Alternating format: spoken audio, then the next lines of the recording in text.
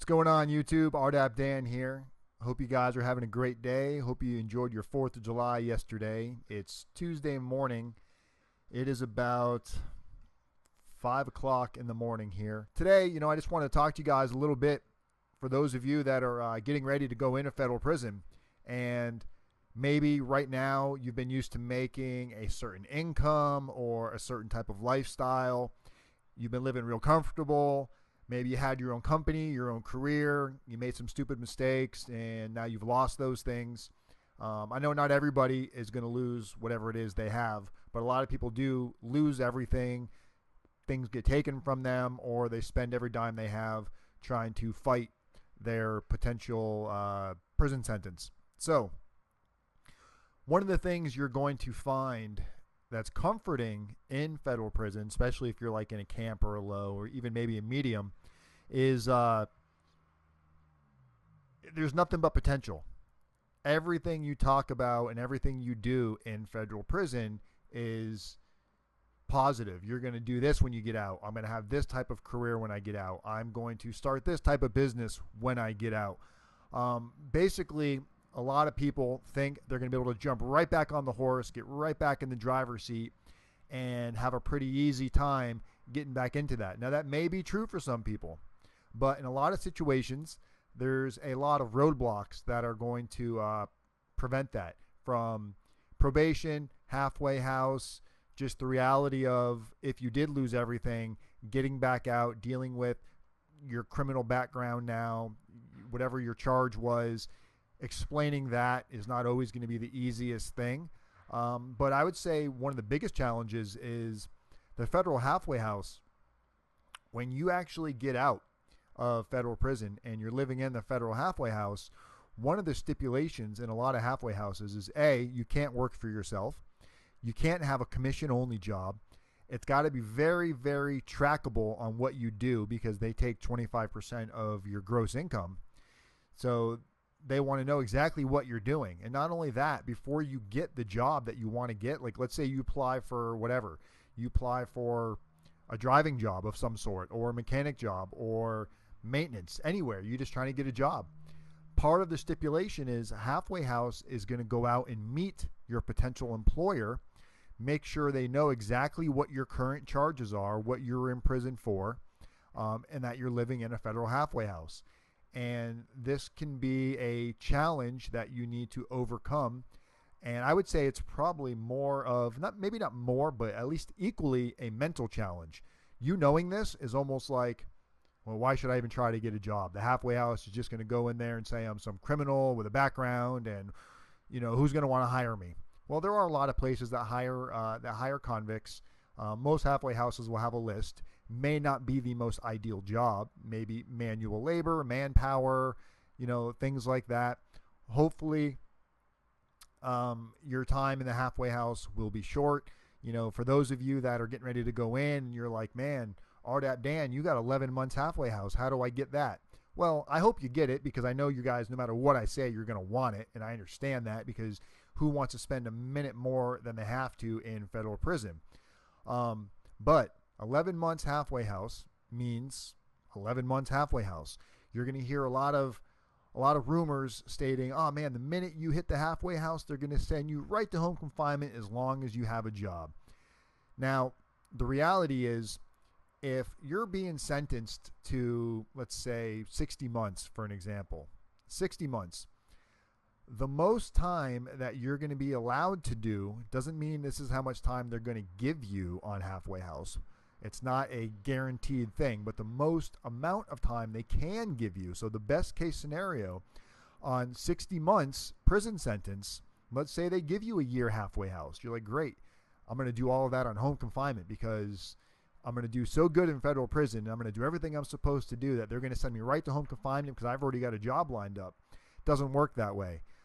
First off, the most you can do on home confinement is 10% of your actual prison sentence. Has nothing to do with your good time, has nothing to do with Rdap, getting a year off. The actual prison sentence that's imposed at the time of sentencing before anything. So 60 months, the most time you're going to do on home confinement is 10% of that. 6 months. Okay, so you understand that. That's pretty basic. Now, let's say you've got a pretty lengthy prison sentence, and when you go to a halfway house, your 10% date has already arrived. And just to make that into easy to understand, you got a 10-year prison sentence, and obviously 10% of that, if they only gave you a year, your 10% date has already come. So technically, you could do the whole year on halfway house. I have not seen anybody in my halfway house that happened to, and there was guys that have been down 10, 15, 20 years, and they still came to the halfway house for 60, 90 days. They didn't stay very long, but there is a transition period. The halfway house really doesn't want to send you to home confinement until they kind of see the type of person you are. They want to know if you're going to be a headache. They want to know if they can trust you. And that's only built with time and obviously performance on your part. We can say all the right things. We can want to do all the right things, but that's just words. So your actions have to speak louder than the words. In Rdap, they like to use the term, your audio needs to match your video. And it's a great statement. Another really good statement in Rdap is change is a process, not immediate event. So what do I mean by that? What I mean by that is obviously when you're in prison, it's great to dream and have goals, that things you want to do when you get out. When I was in federal prison, I used to walk the track, and one of my favorite things to doing while walking the track was two things. One, listen to my radio, whether it be my MP3 player or just regular radio, listen to some tunes and just pretend like I'm not in prison. That was the most free I felt, was walking the track, a half-mile track out in the sun in Coleman, Florida. That was definitely by far the best part of prison, was that couple of hours I'd walk, I'd feel free. My second favorite thing to do while walking the track is either walk right in front of people or walk right behind people and listen to their conversations, eavesdropping. You know, I was nosy. I like to hear what people talked about. And a lot of the conversations were, I'm going to be a currency trader. I'm going to get into real estate. I'm going to get into some type of owning my own business, gold, diamonds, telemarketing, you name it. They were dreaming it. And that's great to have those dreams. But without actually taking any steps to make that happen, taking classes, learning what you're talking about, getting a realistic expectation. If you've never had that type of business before and you don't have money waiting for you to start a business when you get out, just a good idea is not going to be good enough. So you need to be prepared to put small-term, short-term goals into place to reach your long-term goals, and not get frustrated along the way to where you just throw your hands up and quit. People say recidivism is such a high number, and it really is. And I believe part of the reason, and I don't even think this is really debatable, I think part of the reason is a lot of the people that I saw in federal prison had never really had real jobs before. Now, I know a lot of white-collar criminals and people of that nature definitely have had real jobs before, but you're going to find out there's a lot of guys in federal prison that have never really held a job, doing a lot of scams, drug dealing, just anything illegal, and they made a lot of money doing it. So when you're doing illegal activities for the majority of your life and you're used to making 10, 20, 30, 40, 50 plus $1,000 a week or a month, you know, you hear crazy stories. You don't know who's telling the truth or who's not, but I do believe there's a lot of criminals who made a lot of money for sure. When you're used to making that type of money, and now you're told when you get out, you're going to go get a legit job, you still have been accustomed to a certain lifestyle that you automatically assume you're going to be able to do again when you get out.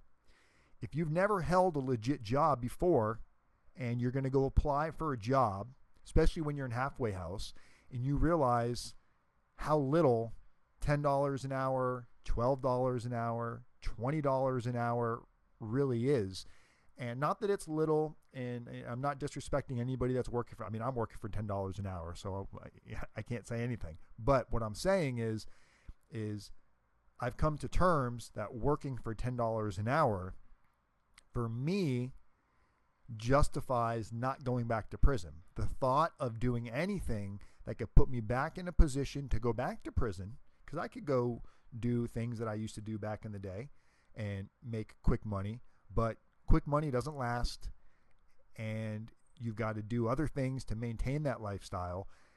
So for me, it's not worth it. But for a lot of people, their status and what they had and what their friends are doing and what their family expects of them, you put so much on your shoulders that you get back out and you realize that you can't maintain the same type of lifestyle that you had.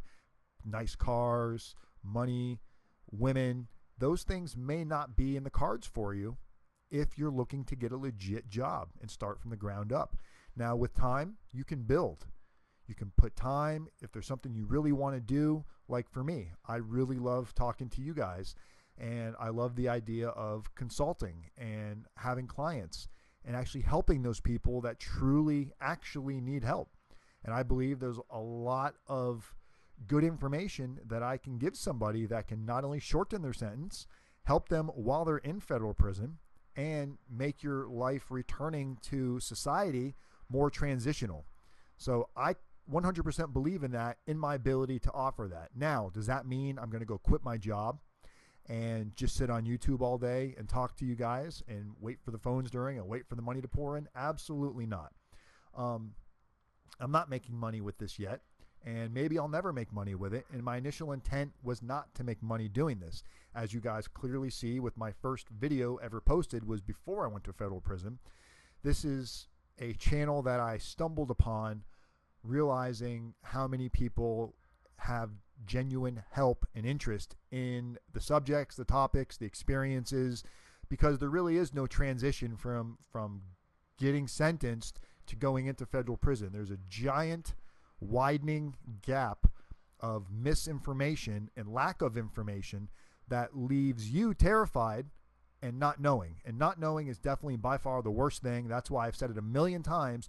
The minute you get to wherever it is you're going, your designation, not the holdover, not the county jail, but your designation prison. Once you get there and within a week you start your routine, giant weight is lifted. It just gets easier. You can see the light at the end of the tunnel, no matter if you have 15 months to do or 150 months to do. You now have an idea of when it's going to be over, so you can start focusing on the short-term goals in front of you to reach your long-term goals. So it's one of the things that Rdap has taught me is patience, realizing that I can't have everything right now. And that's really what it comes down to, is when you get out, you have to realize that there's going to be a humbling experience where you are going to feel possibly more like a convict, more like an inmate than you felt while you were in prison. And that's part of the process. Can't talk. But if you can actually look at it from a perspective that you're being open-minded and you realize that it just is what it is, and the only thing you can do is either go through it, take the necessary steps, or try to cheat the system, use that poor thinking that landed us in prison to begin with. I'm not saying everybody is guilty and not everybody deserves to go to prison. People definitely get way too much time. There's no question that there's a lot of wrongdoing on, let's call it, the federal government side as well. But got to take responsibility, because not everybody has been through our shoes. Not everybody has been in trouble. So there's a lot of people that choose not to break the law and choose not to cross the line. It all starts when you take what's in the gray and you justify, oh, this is no big deal. You know, oh, I can do this. And it just gets easier and easier and easier. And each time you take that step forward, a little bit of humanity is taken away from you. Gets easier the next time you do it. So just think about the first time, those of you that did maybe some white collar crimes. Think of the first time that you did it and how it felt. You were nervous and you were scared. And the second, and the third, and the fourth time you did it, it was like, this is great. I'm not even doing anything wrong. It's only wrong in the eyes of society. Really, it's not. So anyway, I don't want to make this video too long for you guys so you actually watch the whole thing. I know a lot of you guys get bored quickly, and on to the next video. And hopefully you find this information is not just useful, but reality check, my friend, is when you get out, it's not going to be a cakewalk. So freedom to me is more important than anything else, and it's easier said than done. So let your actions speak louder than your words. Instant gratification is not always a good thing. Change is a process, not an immediate event. With that said, I want you guys to go to my website, rdapdan.com. That's rdapdan.com. And you can check out there, starting to offer some services to you guys for those of you that need some additional help, and maybe you need some more one-on-one type help.